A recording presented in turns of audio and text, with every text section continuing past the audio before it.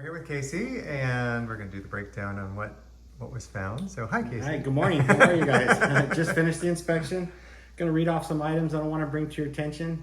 When you get this email to you, you're going to have a color photo album to document what I'm about to say to you right now, okay? The water heater is located on the roof, exposed to the elements, which is normal for this complex. However, there's a section of electrical conduit that goes to the unit that is a metal corrugated type conduit that's not exterior rated, okay? So what that does is that metal conduit will start to separate over time. So that's why it should be just the gray rubber weatherproof type conduit. Okay, and there's some sort of PVC plastic that's going to disintegrate that's up there right now? It's metal that'll split open and allow water to get into the wires. Okay, so what's the solution for that? To replace it with the metal, replace it with the gray rubber type conduit. Okay. Water heater to 2021 water heater. You do have a pressure regulator here at the house, so it should have a thermal expansion tank installed on the cold water line. There's a section off of the water heater, the hot flow line that's coming out of the water heater. They're using two water connectors. So you have two separate water lines connected together, and that's against code. Code requires there only be one flex connector, no more than 24 inches in length. So they don't need two. They just need the one that goes from the solid steel, from the solid copper pipe to the unit. So they have too many connectors up there. Okay. And you'll see in the picture when I send this to you. Okay, so it should just only have the one connector. Correct. And then, so I know this expansion tank thing has come up more recently in a lot of our inspections lately. So just to say that it's what code would say now, and it is a newer system, so it would make sense that's up there. But a lot of systems like mine and ones I've seen before don't have the expansion on it. Thermal expansion tanks have been code in California since like 2006. Okay. However, out here in the desert, they weren't really enforced. And so, it's been kind of just been glazed over all these years. And then probably about 4 years ago, I found out that, we should have been doing it this whole time when I went to a conference. And so I just been, if you have a closed plumbing system, which means if you have a pressure regulator at your house, that triggers the effect that you need a thermal expansion tank. Okay, so that's why if you do not have a pressure regulator, then you don't need it at that point. Now, if you do have a pressure regulator like this one does, and you don't have the expansion tank, what happens? Well, it puts pressure against the watering system. So as the water heats up, it expands. And if it has nowhere to go because you have that regulator that keeps all the pressure on your side, then that could start bleeding into pressure into the water lines within the structure, and eventually can cause like the hammer knocking that you hear on wall in plumbing, where it just goes clank, clank, clank, clank, clank when you turn it on, or you'll start getting drippy faucets because you have that pressure backed up against your seals. And so that's why you'd want that tank, so that it's 2 gallons, so it has somewhere to expand and go. Okay, so that's the reason. That's the reason for it. Okay, so great. Just sort of getting the reasoning behind that. And then even though the water heater is up on the roof, it's still required to be strapped. And the way they do the water heaters, the way they're here, is there's no wall to put strapping around it. So what they do is they go from the base of the water heater and they go over the top of it with 2 straps and cross over the top of it.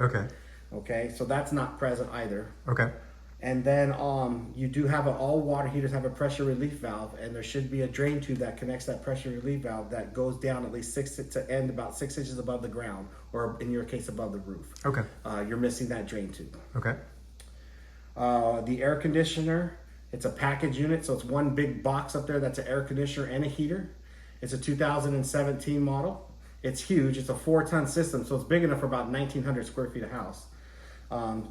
So it's really, really not going to run a long time to meet the temperature that you desire. It is missing a condensate drain pipe, so when it's installed on the roof, it should have a condensate drain pipe that comes out of the unit, and it should be copper when it's installed on the roof, so it's exposed to the elements, and that's not present. Okay. They also are using some of that improper electrical conduit that goes to the disconnect box. So you have a little square box out there, and the conduit going to that square box is that corrugated metal improper type for exterior application conduit.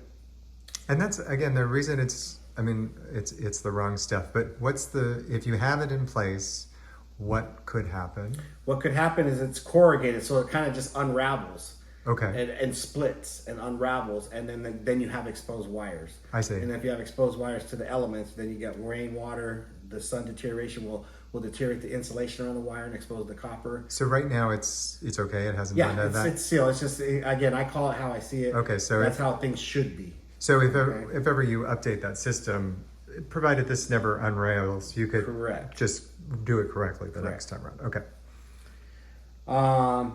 Your heater does have a sediment trap, which is good because not all of them do. But the sediment trap is installed horizontally. So it should be installed vertically where the nipple and the cap face down onto the roof. And you'll see in the picture, it's kind of horizontally installed. Okay. So in the world of plumbers or HVAC guy, they can get a pipe wrench and just kind of twist that gas line a little bit to just have it go perpendicular to the roof. Okay. See, inside the house, not much going on inside the house, but I did note some of the HVAC registers that are on the wall have some debris that's visible in the actual register covers. It looks like it's the insulation for the ducting that's deteriorating and somehow got into the duct. And so I would recommend that getting looked at down the road if you wanted to. Okay. I am noticing this house is incredibly fastidious and beautiful. So I'm assuming there's probably not, I mean, something's coming out, but it doesn't look like it can be that much because yeah, okay. It's just if you're sitting here, you see it, I want you to know what you see. Okay. You know? The filter that's for the HVAC system is located in the ceiling. It's dirty. That's just regular deferred maintenance, regularly to put that up, or regular maintenance at this point. But it is dirty today. Okay. I did not see a carbon monoxide inside the living areas. You don't have anything that is. You do need a carbon monoxide outside the bedroom, so I did not see one outside the bedrooms. Okay. Oh, and by the way, their HVAC is coming today to service, so I'm sure that'll be That'll cleaned get by the swapped out. time. Yeah, that'll get swapped out then. We got here too soon. And then in both bedrooms, again, same thing. Got some debris in the HVAC registers. In the primary bathroom, there is a host, or I'm calling it the east bathroom. But I think it's the primary bathroom based on design and everything like that. But I said east and west in the report. It's the one with the remodeled shower. So in the east bathroom, there's no mounting bracket for the hose style shower head. It's just dangling. And then the glass enclosure to that shower, water shoots up against that glass. It's exiting out the bottom of the glass onto the toilet side of the shower. So we need some clear silicone along the bottom of that glass wall, so that way the water stays in the shower. Okay.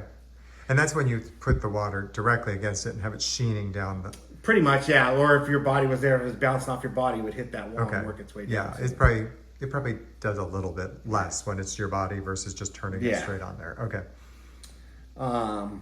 And then in the west bathroom, the faucet diverted to the tub shower. When you go from tub mode to shower mode, you still have a lot of water coming out of the tub spout, so it's not diverting all the water up to the shower head. So you're losing the maximum pressure that you can have coming out of the shower head. Oh, yeah, and that's oftentimes just because I've run into that myself, there's buildup of sediment on that. Or it's just worn. Diverter. It could be original fixtures in there. That whole bathroom looks original. And they have replacements for those that are fairly easy to install. The sink in that west bathroom is missing a stopper. Okay. In the kitchen, the outlet that provides power to the microwave and the outlet that provides power to the range, it's wired to the GFCI outlet on the north wall. So those components don't get GFCI protected. They should be their own dedicated outlets. So they got the power from the same outlet that the GFCI is. So when I trip the GFCI, it shuts off your oven, it shuts off the range, it shuts off the microwave, and that's why those should not be GFCI protected. So the solution to that is to go to the GFCI outlet and then separate that the neutral to where it doesn't trip. Okay, that way the electricity continues on to the other two without a problem, but does GFCI at that outlet. Okay. And that's pretty much it. Okay. Well, that's great. Thanks, Case. Okay. I'll send it over. Okay.